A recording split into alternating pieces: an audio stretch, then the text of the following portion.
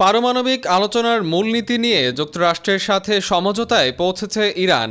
Iran বলেছে, তেহরানের পরমাণু কর্মসূচি নিয়ে বিরোধ নিষ্পত্তির জন্য যুক্তরাষ্ট্রের সাথে মূল নীতিগুলো নিয়ে তারা একটি সমঝোতায় পৌঁছেছে।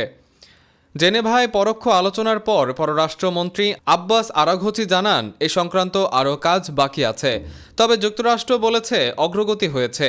এই আলোচনায় মধ্যস্থতাকারী দেশ ওমানের পররাষ্ট্রমন্ত্রী বদর আল বুসাইদি বলেছেন, ভালো অগ্রগতি নিয়ে আলোচনা শেষ হয়েছে এবং এতে কারিগরি বিষয়গুলোর পাশাপাশি সাধারণ করণীয়গুলো চিহ্নিত করা হয়েছে। ইরানের পারমাণবিক কর্মসূচি এবং সাম্প্রতিক সরকার বিরোধী বিক্ষোভে প্রাণঘাতী দমন অভিযানের পর যুক্তরাষ্ট্রের সামরিক হামলার হুমকির প্রেক্ষাপটে এবারের আলোচনা অনুষ্ঠিত হলো। প্রেসিডেন্ট ডোনাল্ড ট্রাম্প এর আগে বলেছেন, তার বিশ্বাস ইরান একটি চুক্তি করতে চাইছে।